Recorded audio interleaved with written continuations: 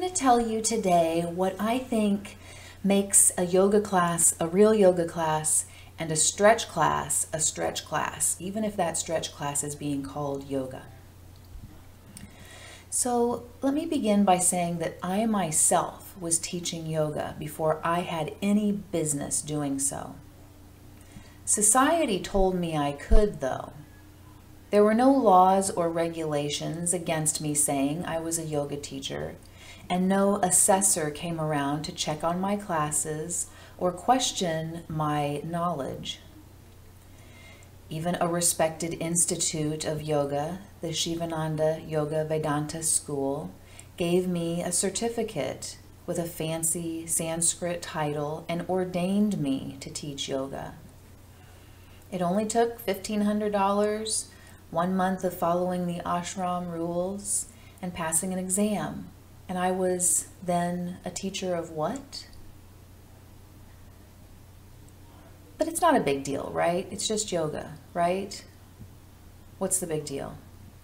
It's a big deal that myself and millions of people in the world are considered certified teachers of the most complex and highly psychological self-accountability and purification system ever standardized by human beings.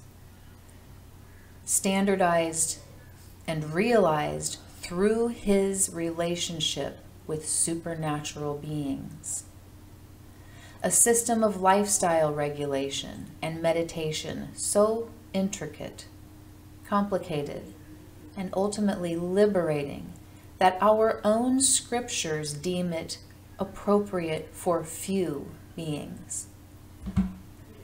So here, as a person who has made mistakes in the past and learned from them, I offer a list of what makes a yoga class and a stretch class a stretch class.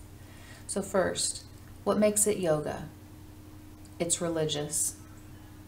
Most teachers won't admit it, and most just don't know it.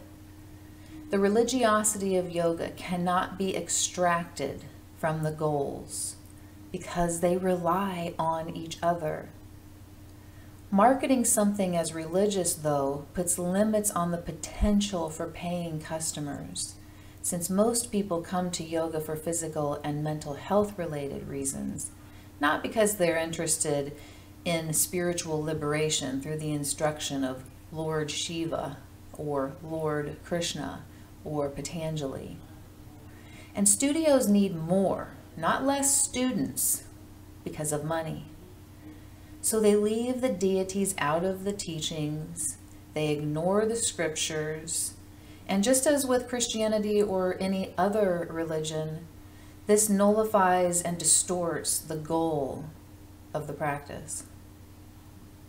But on a side note, I always think to myself that if yoga teachers would honestly push for legislation to make yoga studios religious centers, they could become tax exempt, couldn't they? The primary scriptures, number two, are what the teacher is focusing on, even during exercises. The Yoga Sutras and the Hatha Yoga Pradipika are gold for teaching material. Yet, if you find that the teacher isn't especially focused on teaching the substance in them, you may be wise to become suspicious that she's making up what she thinks yoga is, what she wants yoga to be, combined with what she's been told by mainstream culture and New Age books on the subject. Next, in a real yoga class, no music. This one isn't popular, and personally, I had way more students when I was a 2-bit, New Age, hippie little know-nothing teacher offering themed classes, which included music. I even did a class to the tunes of Led Zeppelin back in the day, and that's a major facepalm for me, looking back. Music has its place in our lives and in the execution of conscious living. However, When it comes to practicing yoga, Patanjali in the Yoga Sutras requires elimination of distraction. Music stirs emotion, and that's not what we're doing.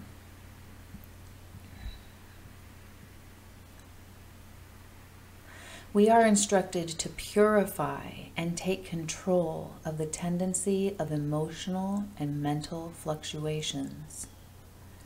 Yoga requires proper focus on lifestyle, postures, breathing, mystic exercises, internalized focus, lack of emotion, lack of memory, lack of imagination, deep concentration, and completion of insight. We don't let ourselves be dependent on music to get us into a certain mood for yoga. The yoga itself will shift you in the correct mood, but it takes effort. It's that effort that empowers us.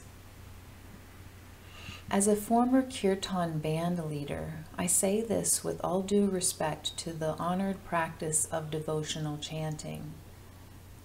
But as my own practice progressed, I left behind the activity of group chanting.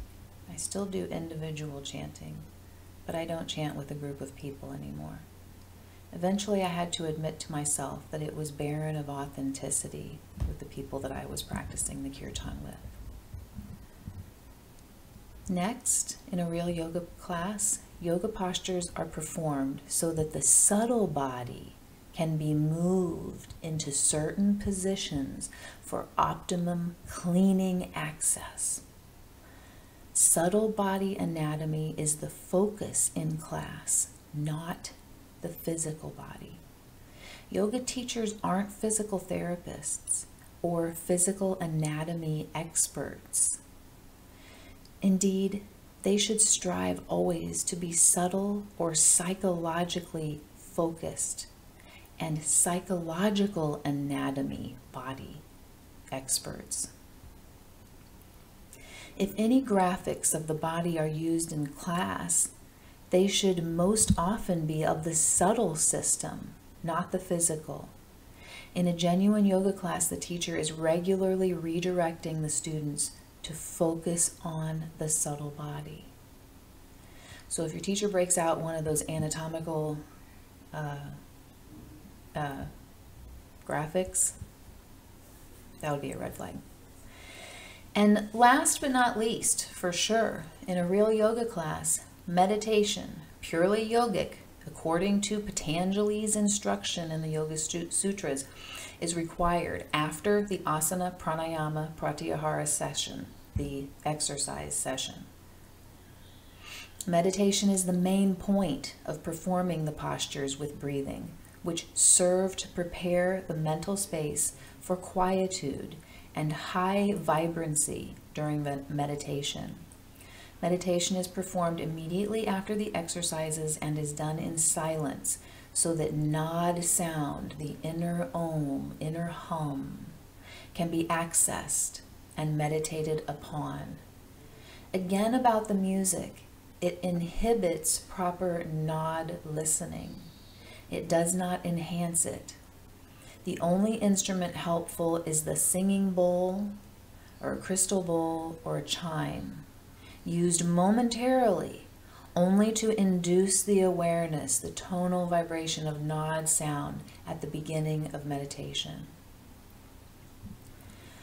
Now, moving on to what makes it a stretch class.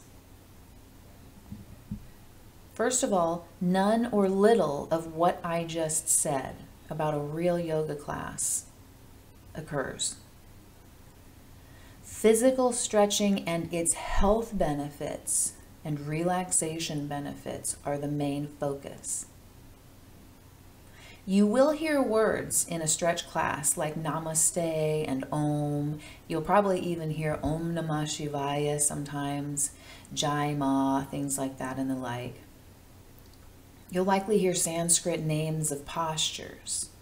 In fact, you may hear them to the point that you get sick of hearing them, like the posture chaturanga, which I've never used the word in my class, but I've heard it in many other classes ad nauseum.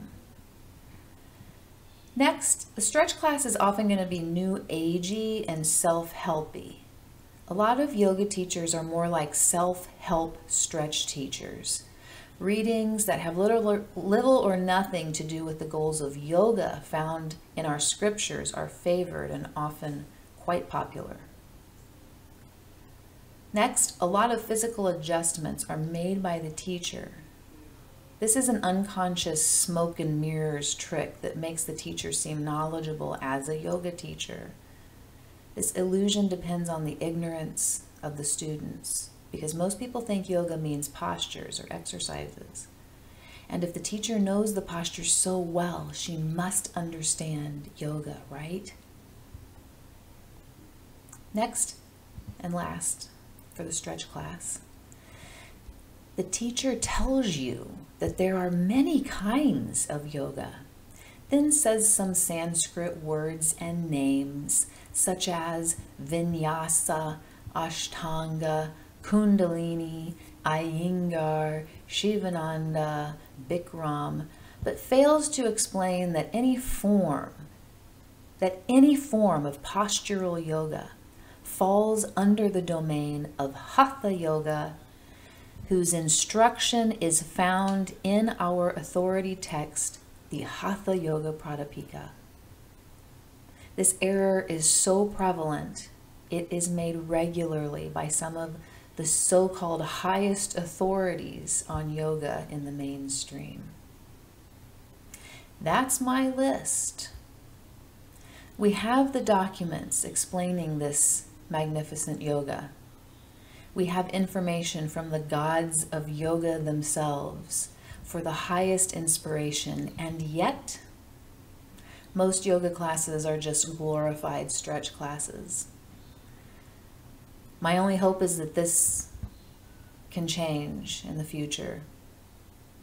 And I hope that my lists, as cheeky as they are, might be of some help.